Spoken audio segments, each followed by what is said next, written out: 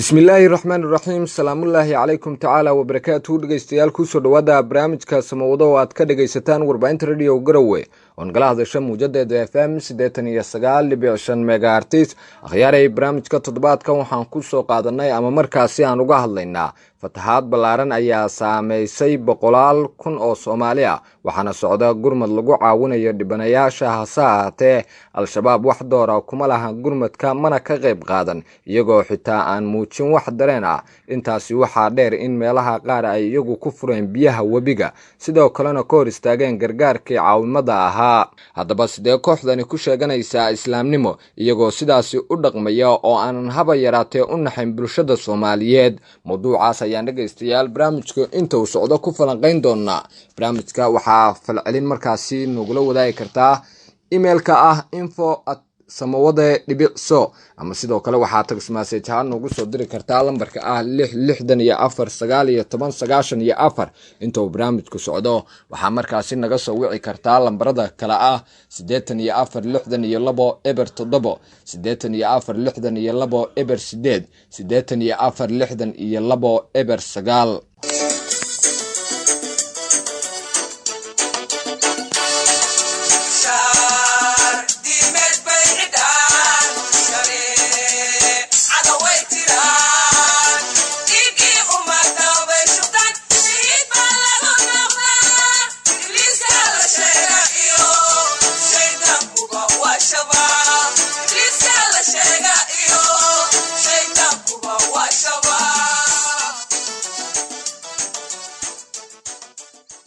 hagaag aan siiyo dhageystaha ugu horeeya ee khadka taleefanka ku jira halo assalaamu calaykum dhageyste magacaaga iyo waliba xaafadaad naga soo wacaysid وعليكم السلام ورحمة الله وبركاته magacaygu waa Axmed Maxamuud waxaan ka soo hadlayaa xaafada Qodom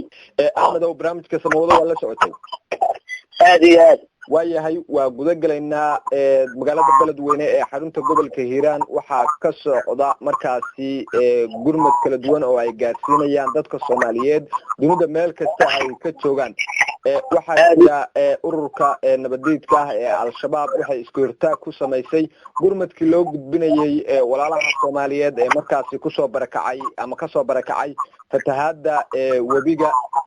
waxay kaloo sidoo kale qayb ka ahaayeen inay webiga ku soo furaan dadka sidee marka shabaab ay ku sheegan kartaa inay yihiin dad muslim ah marka hore aad iyo aad u mahadsan tahay qoliyahan shabaab waxa weeyaan dadkan ay wax u diidan yihiin gurmadka dadkan islaamka oo loo gurmanayo waxyaalo badan oo cadeynaya jida oo waxa weeyaan islaamnimadu aysan ogolayn dhaqanka ay ku kacayaan magarata marka aan ku leeyahay islaamnimadu aan ogolay waxa weeyaan tusaale ahaan gurmadkan hadda dadka waxa weeyaan Beledweyne loo gurmanayo ka soo waxa weeyaan gowraca qof islaam oo shahaadanaya in la gowraco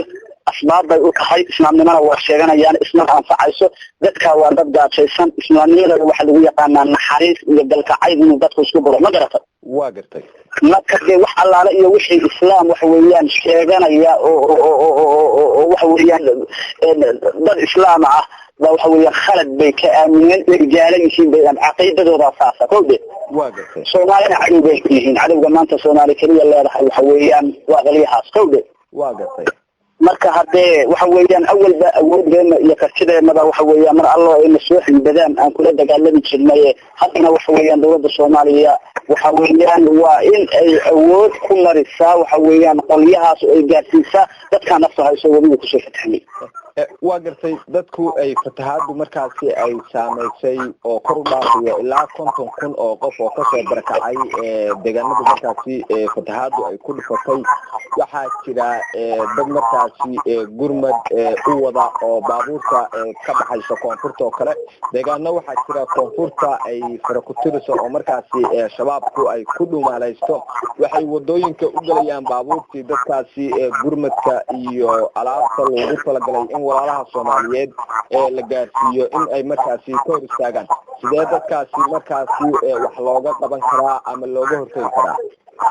waxa looga hortagi karaa waxaan dadkan loo wado waxa weeyaan waa wax lagu badbaadinayo waa gargaar loo fidiyay waxa weeyaan dad walaalahooda isku dhiig iyo isku dhalasho iyo waxa weeyaan dad ismaan ay wada yihiin waxa weeyaan hawshan alaabtan isoo arooriyay dadkaas uu danqashay ugu socdaan marka Soomaaliya markay dib u dhacdo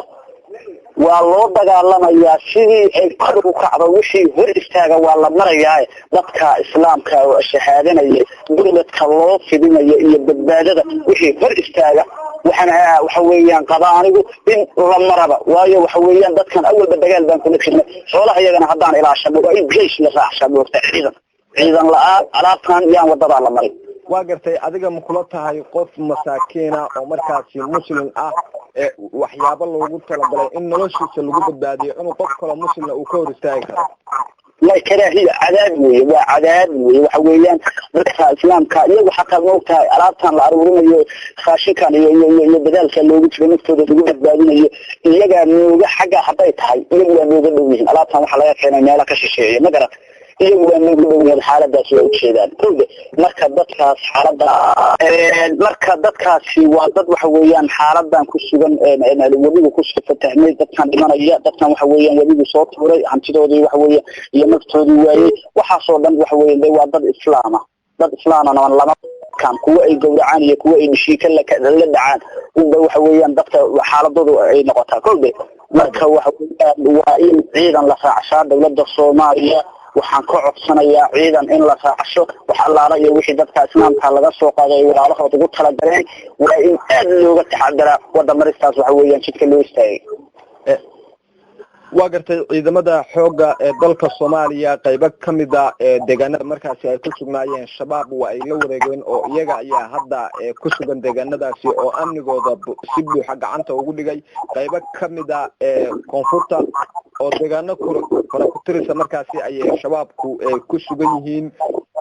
deegaanadaasi waxa jira baabuur gurmadka wada oo markaasi maraya sidee ay si wada jira markaasi isku kaashan karaan ciidamada iyo shacabka ku nool deegaanada markaasi ay ku gabanayaan ururka nabaddiidka ah ee al-shabaab ay uga hortagi karaan dadka shaqwadayaasha ah oo ummadda Soomaaliyeed habeen iyo maalin u diiday inay harsadaan iyagoo hadda dhibaatadii ugu weyneed ee u geystay shacabka reer beledweyne ee xarunta gobolka Hiiraan waxa ay ku soo fateen qayb kamid ah wabiga biyo xireenadii loo sameeyay oo waxa ay saameyn ku leeyihiin dadka masaakiinta ah oo soo barkacay sidee looga hortagi karaa si wada jira oo markaasi dagaal toos ah ay uga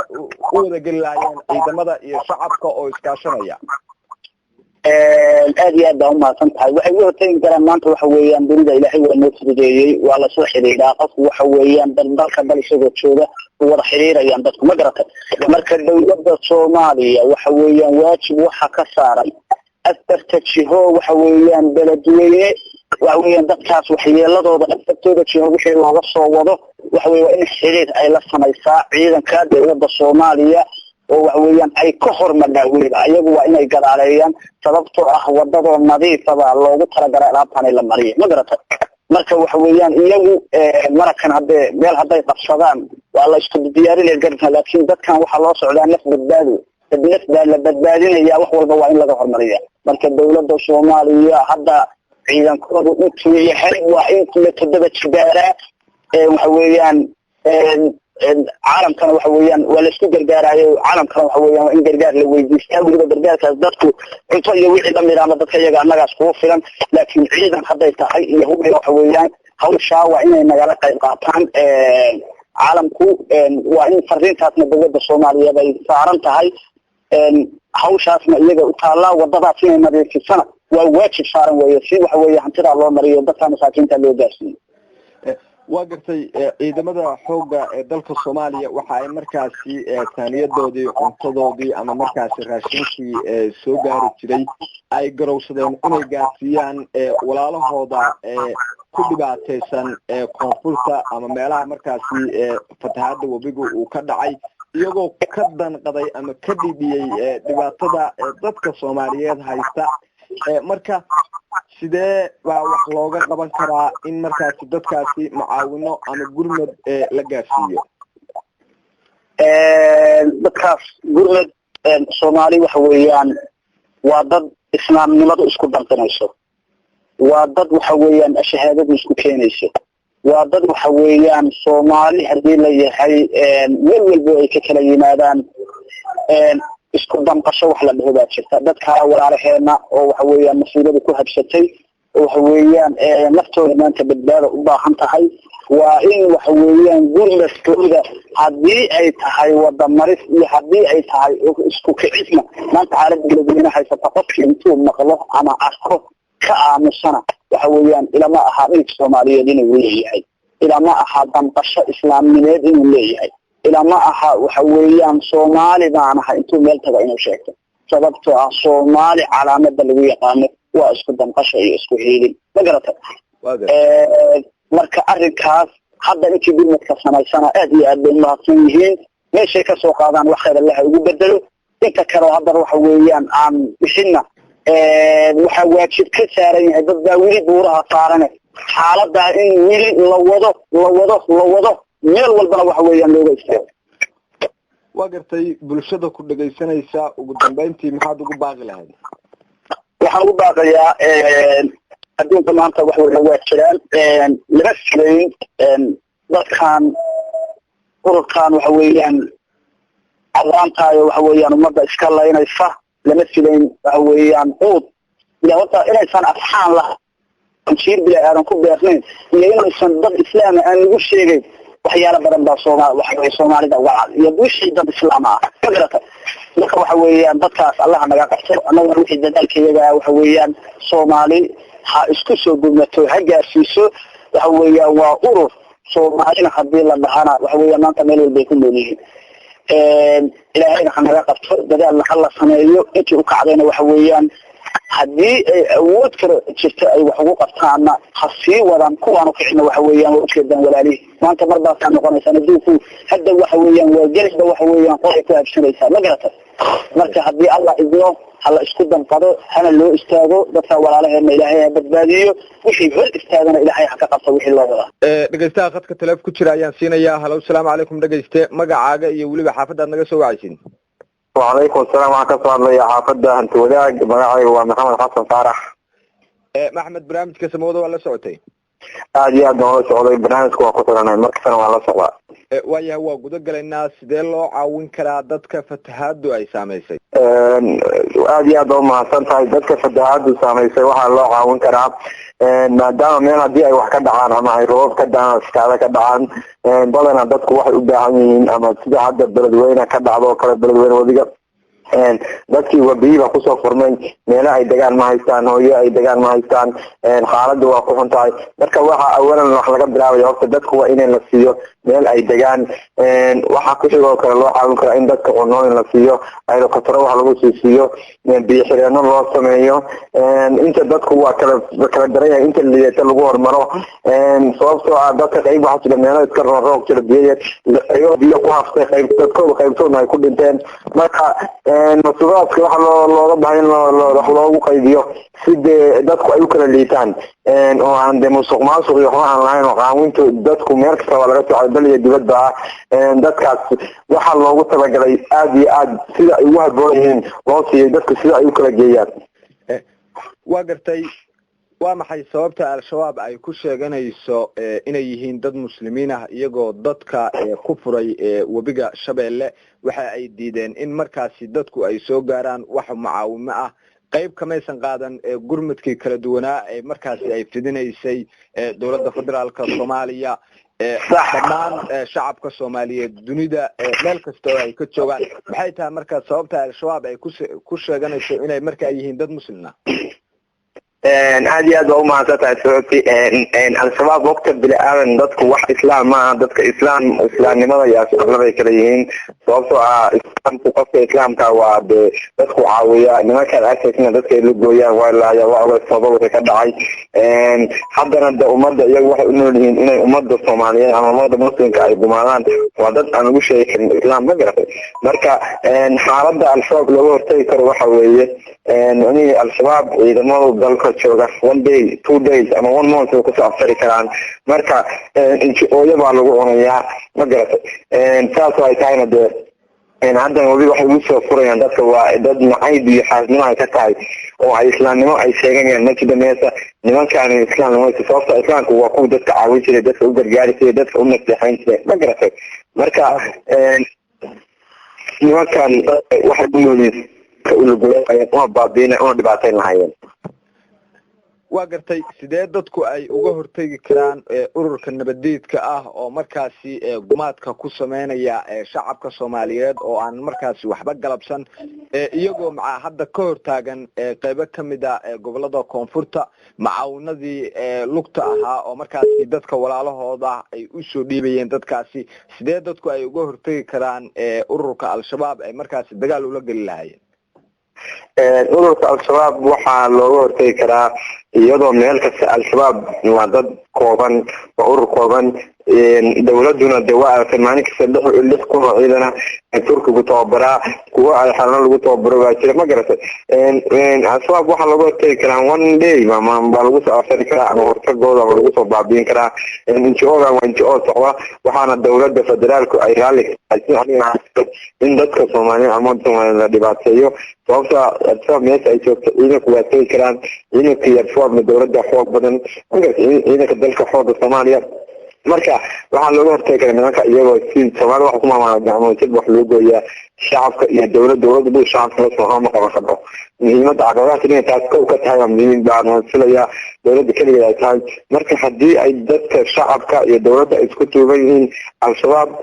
one day ama 1 month ama 2 months wax laga qaban karo lagu saabsan Soomaaliya way gacmood wax ku gooyaan laakiin hal gacan wax ma qaban karo laba gacmood si wax qaban kara marka al-shabaab shacabka iyo dawladda isku duuban iyo ciidanka waa wax ka qaban kara siyaasaan looga hortagi karaa waa gartay ciidamada xoogga dalka Soomaaliya waxa ay markaasi garowsadeen inay garab istaagaan walaalahooda ay saameysay fatahaada wabiga beledweyne markaasi iyagoo gaarsiinaya raashinkay iyagu markaasi isticmaal lahaayeen maadaama hadda ay baahi weyn u qabaan in ka badan 50 kun oo qof oo markaasi ku barakacay fatahaadaasi marka sidee dadka ku nool koonfurta ah oo markaasi deegaanadoodu ay ku sugan yihiin al-shabaab ay wada shaqayn dhow ula yeeran karaan ciidamada xoogga si markaasi gacanta loogu dhigo sharwadayaasha ku dhumaalaysanaya qaybo kamida koonfurta aad iyo aad baa umahadsantahay waxaa ciidanka iyo shacabka ku wada shaqayn karaan is-aaminid sababtoo ah qofka shacabka marka uu wax soo sheego haddii amnigiisa la sugo oo maaragtay ama xogtiisa si tartiiba oo maaragtay oo farsamaysan xogta uu sheego qofkii wuxuu ammaan uu helo qofkiisina dee uu gudbiyo meeshaana wax laga qabto qofkiina ammaan helo dee dadkoo dhan waa shaqayn lahayn laakiin qofkii wuxuu ka fikeraya haddii xogtiisa dhiibo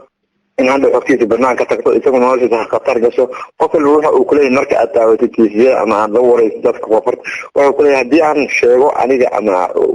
ururka al-shabaab oo ummadda uga sheego inay falgeysanayaan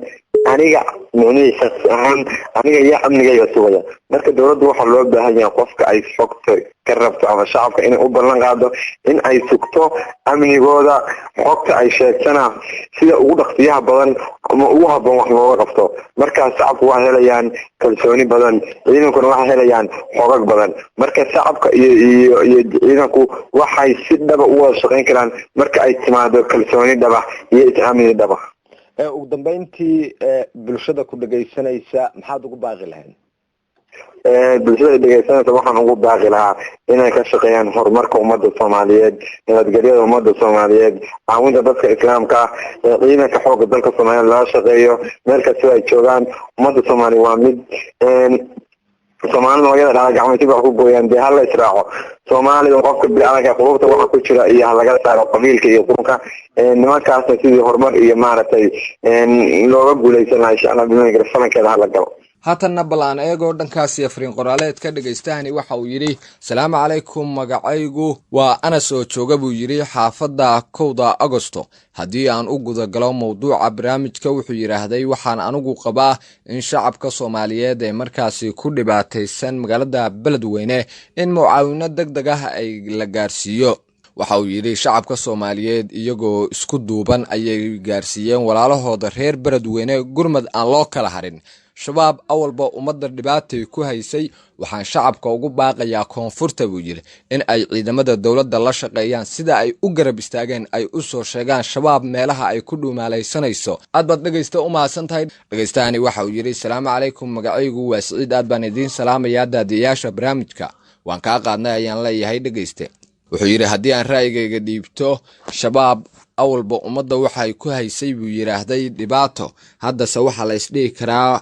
ma ahan dad muslimiin ah. qofka muslimka ah oo ku jira dhiig islaamnimo waxa uu ka naxayaa walaalkii Soomaali ah isagoo markaasi gurmad u fidinaya. dadka Soomaaliyeed meel kastoo ay joogaan gurmadka uma kala harin. shabaab iska daa gurmade waxa ay dhibaato horla u geysteen dadka masaakiinta ah buu yiraahday oo ku barakacay fatahaada webiga in ay iyagu markaasi hor istaagaan waxyaabaha loo wado. waxaan dhihi lahaa buu yiri ummadda Soomaaliyeed waa in ay u midoobaan dagaalka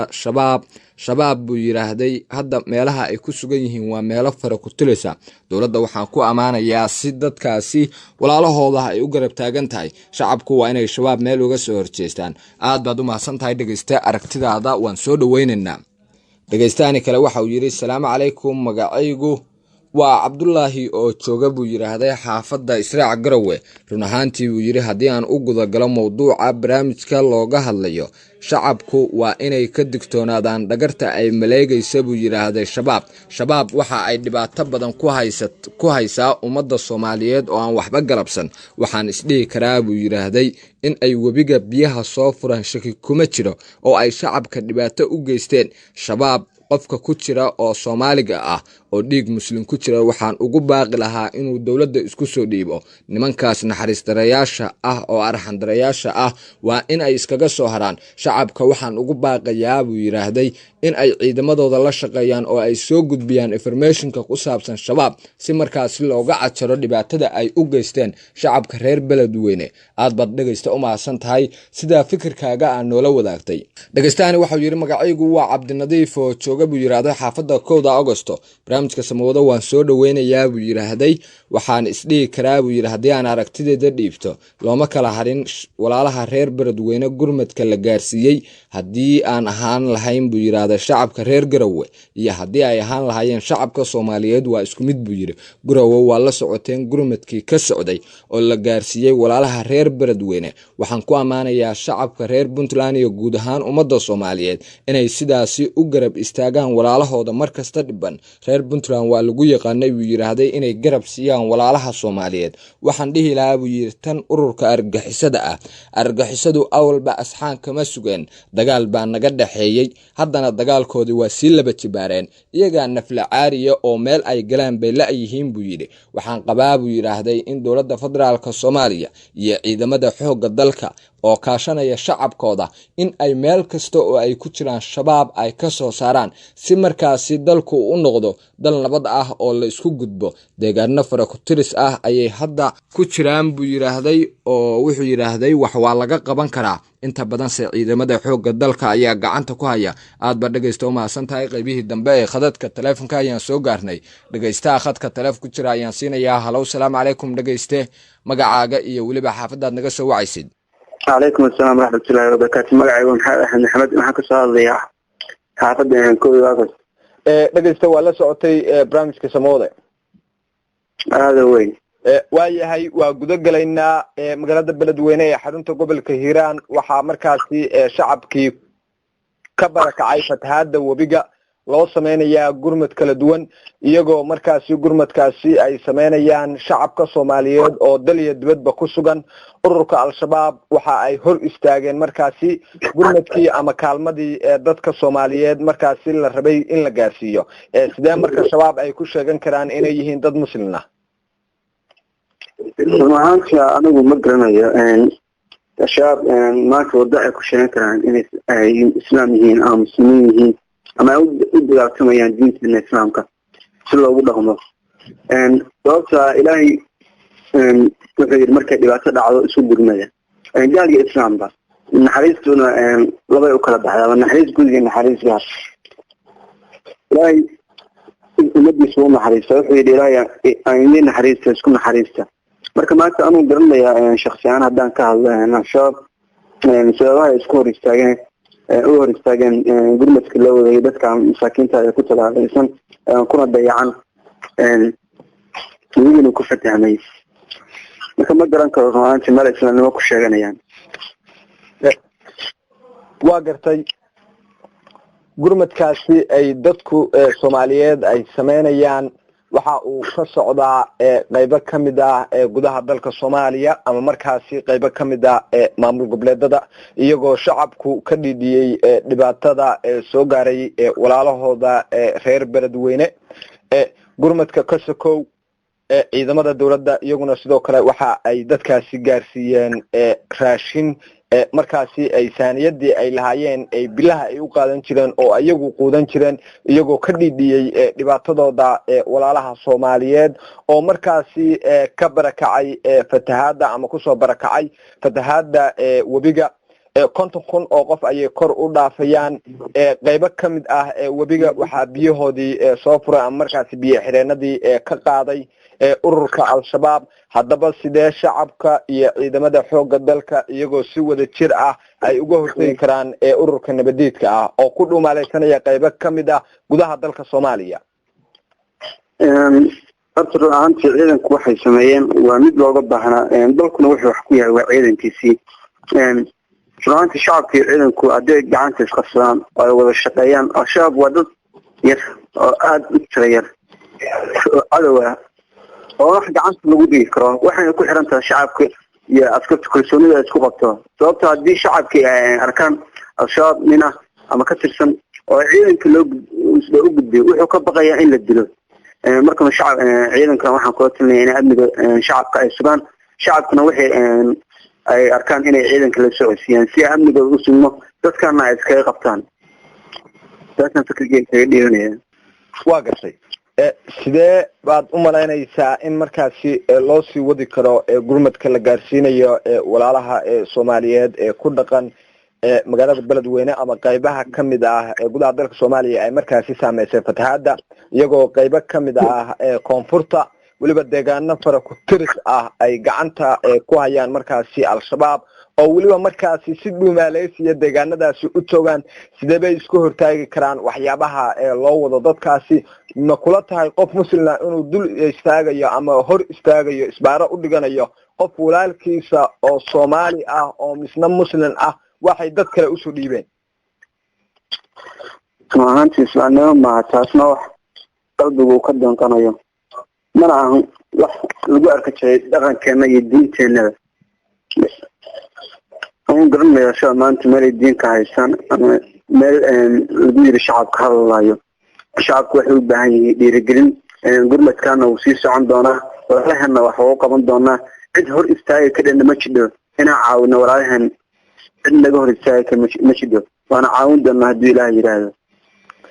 shacabka ku dhageysanaya maxaad ugu baaqi lahayd? shacabka dhageysanaya waxaan ugu baaqi lahaa inay gacmaha qabsadaan walaalahan dhibaataysanna si ay wada jira aan wada gurmadno garab istaagno tusnana inay Soomaali yihiin ay si cid kale ay soo baahnayn oo anagoo kaliya ay noo baahan yihiin ayagana taasaan kula talinayaa. aad baad u mahadsantahay dhageystaha kale oo qadka taleef ku jira ayaan siinayaa. halow salaamu calaykum dhageyste magacaaga iyo waliba xaafadaad naga soo wacaysid. walaalo macana waa Abshir Cabdiraxmaan Khaliil xaafaduna waa kooda Augusto barnaamijka samawada waa la socotaa Abshir.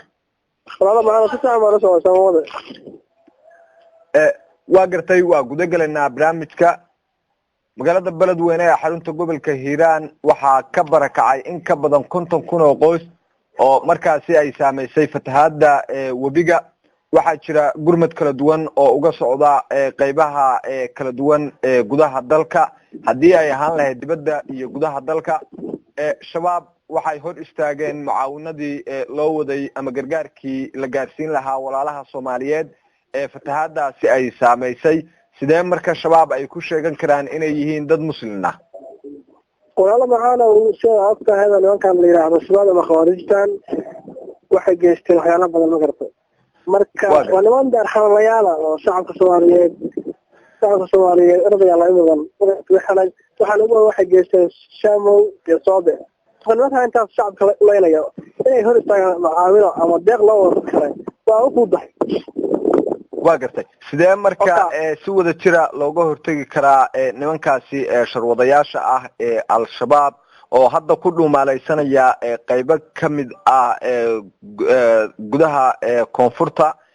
iyagoo inta badan ay ciidamada xooga kala wareegeen deegaanadii ay gacanta ku hayeen hadda waxa ay ku sugan yihiin miyiga iyo deegaanada fogfog ee koonfurta iyagoo markaasi naflacaariya walaal maxaana waxaan aaminsanahay in nimanka soo shacab iyo dowlad kaasanaya nimankaas waa virus wadanka soo weeraray marka waa in iska celiya waa gartay magaalada beledweyne waxaa gaaray sidaa la socotid madaxweynaha dowladda federaalka Soomaaliya mudane Maxamed Cabdullaahi Farmaajo isagoo dhibaatada la qaybsanaya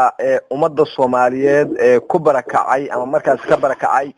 fatahaada webiga shacabka Soomaaliyeed dal iyo dibadba ha joogaan waxay si xawliya u wadaan gurmadka ay u sameynayaan walaalaha Soomaaliyeed ee markaasi ku dhibaataysan meelaha ay fatahaadu ku dhufatay marka shabaabku waxa iyaguna markaasi ay qayb ka ahaayeen in ay webiga biyo xireenadii ama markaasi fatahaada webigaba ay iyagu saameyn ku yeesheen marka dadkaasi sidee u sheegan karaan inay yihiin dad muslimiin ah horta in madaxweynaha federaalka Soomaaliya Cabdullaahi Farmaajo uu gaaro waxay ahayd saddexdiiba si uu ilaha caalamka u tuso iyo shacabka Soomaaliyeed in la taageero sanadkan webiga dowladda ka maro marka dad baa ka shaqeeya la sheegay araahada al-shabaab aha shacabka ahaadaanba waxay dadka leeyihiin maxkamad iyo halkeeyo oo la xukumo waa gartay ciidamada xooga dalka Soomaaliya waxay markaasi gurmad kala duwan ay gaarsiiyeen walaalahood iyagoo markaasi ka dhamqaday ama ka dibiyay dhibaatada ay la kulmeen ciidanku iyo shacabku sidee si wada jira ay uga hortagi karaan ururka nabadiidka ah ee al-shabaab walaal maxaana ciidanku waxaan ognahay inay leeyihiin sida amniga arinba ciidamada xooga dalka Soomaaliyeed SNA oo kaashanaya walaalahooda Djibouti ama Amisom dhahe waxaan aaminsanahay inay kuliyeen oo Beledweyne oo gurmadka ummadda Soomaaliyeed ee dadka ku dhaqan magaalada Beledweyne tahaadi hadaaniga ah Ilaahay u keenay marka walaal maxaana waa gartay shacabka Soomaaliyeed gabagabadii maxaad ugu baaqi lahayd shacabka Soomaaliyeed waxaan ugu baaqayaa inay dadka Soomaaliyeed magaalada Beledweyne ku barakacay ama fatahaadu wax saameysay in la gargaaro oo hadda laga dhigo shaqooyinka la wado afar shaqooyin oo ay kaasi meesha biyaha laga saaro labaad oo ah in dadkaasi loo sameeyo dawladjin kastaxaad oo ah in dadkaasi dib loo soo celiyo afraad oo ah in la sameeyo biyo xireenada laga shaqeeyo in dadkaasi biyaha laga mooso si u dhicin fatahaad dambe dhageystaha khadka taleef ku jira ayaan siinayaa halo assalaamu calaykum dhageyste magacaaga iyo waliba xaafadaad naga soo wacaysin alaykum magacaygu waa aadan cabdiraxmaan waxaan ka soo ayaan unjeelka sama waa gartay aadan waa ku soo dhaweynaynaa barnaamijka samawada waa la socotay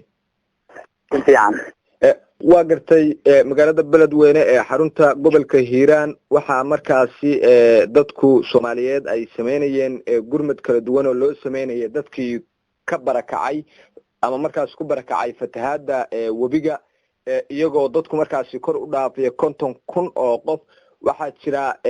dowladda dhexe maamul goboleedada hadii ay markaasi noqon lahaayeen ciidamada xooga qof kasta oo Soomaaliyeed oo dadkaasi ka dhanqanaya dhibaatada haysata ama marxaladda ay hadda ku sugan yihiin waxay u sameynayeen gurmad ay gaarsiinayeen ama deeqa lacageed ay soo dirayeen oo markaasi waxay ku wareejinayeen dowladda dhexe si markaasi ay dowladdu u gaarsiiso dadkaasi dhibanayaasha ah ba sidee dadkaasi marka gurmad loogu sameyn karaa runtii aad u maasan tahay waa su'aal muhiim ah gurmadka waa la sameeyay oo magaalo kasta oo Soomaali ay degto dal iyo dibad meel baa laga sameeyay annaga ka dhameeyay ahaan gurmadka waxaan ka sameeyay Garowe waxaan ahayn gurmadka kawaad ee Puntland ka bilaama waxaan aruurinay lacag dhan 22,000 oo dollar lacagtaas oo ku kharash gareynay in dhar iyo cunto iyo agab iyo waxaan magaalada ka aruurinay iyo waxa dekada Boosto ka soo galnay inaan si dhakhso ah gurmadkaasi aan u gaarsiin Beledweyne labo calibeyle oo u dhigma afar baabuurta waaweyn oo la yiraahdo waaraadka kaasoo aan ugu deeqnay dhalinyaro ahaan oo aruurinay ka aruurnay hooyooyinka qudaarta iyo caanaha gada ka aruurnay ardada iskoolaadka ilaahayna waa noo fududeeyey gurmadkaas wax weyn baan ka xaqiijinay dadka in lasoo gurmado oo la caawiyana waxa ay dhaqankeena Soomaaliyeed iyo diinteena wanaagsan ay nafarayso dadka reer Puntland markasta waxa ahaayeen asaaska markasta bulsho kasta oo dhibaataysan caawisa Soomaaliya ka qayb qaatay dowladnimadeedii iyo inay dib u soo laabato gurmadkaas marka waxa laga qayb qaadan karaa qof kasta intuu awoodo inuu qaybtiisa ka noqdo in walaalihii ku caawiyo waa gartay waa maxay marka sababta al-shabaab ay ku sheeganayso inay yihiin dad muslim ah iyagoo markaasi wabiyada dadka qaybtood ay biyihii ku jiray ama markaasi biyo xireenadii ay iyagu dadka ku fateen waxa ay markaasi dadka ka hor istaageen in ay soo gaaraan gurmadkii walaalahooda Soomaaliyeed markaasi ay ugu talagaleen in dadka dhibaataysan oo fatahaada wabigaasi ka soo barakacay in markaasi la gaarsiiyo sidee marka shabaab ay ku sheegan kartaa inay yihiin dad muslim ah iyagoo dadka aanan u qaban wax alla iyo wixii soo gaara ka hor taagan wax asxaanana aysan markaasi dadkaas u sameeyeen sidee ku sheegan karaan dad islaamiyeen qolooyinkaas argagixisada ama xajirka ah waxay marba u taagan yihiin waxyeelada iyo waxgaarsiinta ummadda Soomaaliyeed dib weyn bayna bulshada ku hayaan diinta islaamkuna waa diin cadaalad iyo ku saleysan iyo naxariis mana moodid dad bulshada ama dadka u dhaqanaya hal dariiq ayaa ummadda Soomaaliyeed u furan waxaan khawaarij weeye wadanka laga saaro in la dagaalamo in maalin mar la geliyo waayo dhibaatada xeebra weynaha istaqeybta u weyn waa iyaga wadada laga mari karo oo jidadka wax xireen baabuurta ka baxaysa Soomaaliya qaybeeda kala duwan in ama caawinada geyso jidka u fariisanayaan lacag wax ka qaadayaan kawaada ku sheegeen oo baad ah xuduudeedana way dilayaan wabiga iyaga dadka ku soo furay si xogta la hayo oo meelo ka badan iyaga dilaaciyay sida ka biyo soo furmaa marka dhibaatada ugu weyn reer Beledweyne ama Soomaali haysata oo xooyinka dhibta badan leh oo dowladnimada rabin oo aan rabin wala noolaanshaha oo macna bini'aadamnimada ka baxsan wax xuquuq ay garanayaan ma jiro waana cadow kawaad ay leedahay ummadda Soomaaliyeed waana cadow kawaad ay leedahay caalamku leeyahay in la iska celiyo mooyee wax kale oo lagu xalin karo ma jirto waa gartay aadan inta badan qaybo kamida gobolada koonfurta ama degmooyinka ama tuulooyinka waxaa hadda gacanta ku haya ciidamada xoogga dalka Soomaaliyeed iyagoo markaasi gartay inay raashinkooda ama saaniyadooda cuntada ay soo gaara in ay markaasi la qaybsadaan waxa ay helaan walaalahooda Soomaaliyeed oo markaasi dhibaatadooda ay ka danqadeen sidee marka ay ku garan waayeen nimankaasi ururka al-shabaab oo hadda waqtigooda uu si ilaaday waxa ay hadda ku dhumaalaysanayaan waa qaybo yar oo kamid ah koonfurta deegaanada joogaanna waa deegaano fara ku tirisa walow ay u badan yihiin tuulooyinka iyo duurka sidee markaasi shacabka iyo ciidamada oo wada jira ay iskaga kaashan karaan sidii ay u cirib tiri lahaayeen dadka ummadda Soomaaliyeed dhibaatada ku haya ciidanku markasta wax loo baahan yahay inay wada shaqeeyaan waa shacabka haddii shacabka iyo ciidanku isku xiran yihiin boqolkiiba boqol ciidanku waa guuleystaa laakiin haddii shacabka iyo ciidanku isku xirneen ciidanku ma guuleysto ciidanka Soomaaliya waxa moodaa iyo shacabku in isku xirneen taasina dowladda waxa laga rabaa in shacabka iyo ciidanka isku xidho markaas fursad ma helayo qofka xajirka ay la gurigu seexanaya cunto cunaya gaari buu fuulaya meel buu degan yahay waxa weeye bulshadii ku dhex jiraa marka bulshadii ciidan isku xinaadaan fududahay in albaabada xajirka oo dhan ma soo xiro albaabka dowladnimada iyo albaabka shacabka ciidanku u shaqeeyaan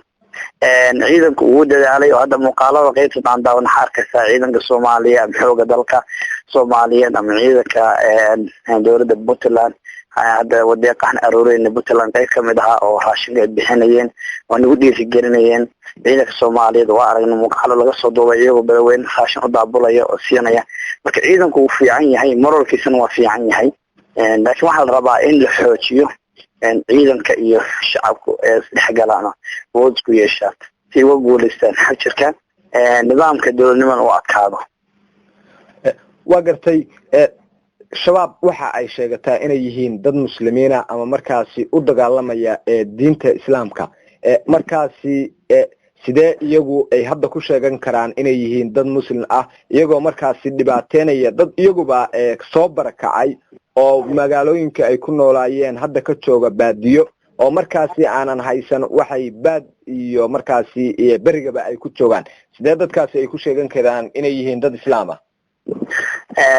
niyow qolooyinkan shabaab sideedaba islaamku waa biis magaca islaam waa biis waa nabad waa inaan bulshada nabad kala noolaatid waa inaa waxa weeye deegaanka nabad kala noolaatid waa inaad dadka diinta ay ku ammaan gelisid waa inaad dadka ixtiraamtid nidaamkooda iyo ixtiraamtid xuquuqdooda bal iska daaya islaamku wuxuu diiday in qofka gaalka la dilo hadda askarta Soomaaliya ku nool oo ka yimid Afrika dalal kamid ah bada sida 80% askartu waa Kristaan ama waa diimo kala duwan baxaystaan askariga wadanka jooga marka lama dili kara macna sheeyaa maxaa nacay damaanad ku jooga waxa damaanada siiyay waa dawladda jamhuuriyadda Soomaaliya iyo madaxda dowladda oo qayb ka ah ama dhamaan shacabka Soomaaliya baa raalli ka ah ciidanka amniga sugo marka waxa weeye qofku shabaabka dafirista diin ku dhaqmaya ma aha diin yaqaanana ma aha waxa weeye ay ka go'aantay kaliya in amniga bulshada khalkhaliyaan dowladnimada oo galayn wala noolaanshaha oo galayn waana dad arxan dara ku shaqeysta hooyada dilaya carruurta dilaya wadaadka dilaya habarta dilaya marka waxa moodaa inay al-qaacida iyo argagixiso iyo meel aan garanayn leeyihiin shabaabka marka qofka ku nool wuxuu u baahan yahay in xoog la geliyo dhaqaale la geliyo in laga ciribtiro wadanka hadii la doonayo inaan bulshada Soomaaliya ay dhaqankeedii iyo diinteedii iyo caadaadkeedii gaarka walaha ku noolaato ugu dambeyntii aadan bulshada ku dhageysanaysa maxaad ugu baaqi lahayd bulshada dhageysanaysa waxa ugu baaqaya dhammaan meel kasta ay joogaan inay ka qayb qaataan xaaladda balweyne sidoo kale in la shaqeeyaan laamaha ammaanka qof kasta magaalada joogo gobolka uu joogo degmada uu joogo tuulada uu joogo in laamaha ammaanka la shaqeeyo si wadanka Soomaaliya dhamaan argagixisada looga ciribtiro oo wadan nabdoon sidoo kale in ciidanka iyo shacabku gacmaha isqabsadaan kana shaqeeyaan maslaxadda shacabka Soomaaliyeed shacabkuna ciidanka la shaqeeyo ciidankuna ogaado xogta rasmiga meesha ka fiiro shacabka yahay oo shacabka la shaqeeyo wax kale ugu baaqaya in balweyne xaaladda loo istaago oo duco iyo gacan iyo taakule inta la isku daro wax kale aad iyo aad ugu mahadcelinayaa dhammaan walaalaha Soomaaliyeed خاص ahaana shacabka Puntland oo qayb kaalin laxaad arinta balweyne ka wada lacaga aad u fara badan magaalooyin kala duwan Boosaaso Gaalkacyo Qardho Garowe intaba ka socota iyo taakooyin balaaran taasoo dadka Puntland ugu yaqaan markasta inay Soomaalinimada iyo wadajirka iyo midnimada ummadda Soomaaliyeed hormud u noqdaan ayaan halay hambaliyo halka laga sii dhaqaajiyo sidoo kale waxaan magacnay barnaamijkan sama oo ka socda raadiyo Garowe oo kaalin laxaad ka ciyaaraya isagoo markasta soo qaadanaya qodobada bulsho ahaan markasta in taabanaya amoodid inuu hal rasmi yahay marka aad iyo aad u mahadsantiin kulligana xasku rajeynana inaan ka shaqeyno dowladnimada iyo warjirka ummadda Soomaaliyeed dhageystayaal barnaamijkiisa mawada toddobaadkan intaas ayuu nooga eegayaa waxaad ka dhageysanaysaan ama aad kala socoteen warbaahinta radio Garowe galada shamuujadeeda FM 89.5 MHz barnaamijkan barnaamij la mid ah dhageystayaal inta ku kulmi doono sidaas iyo nabadgelyo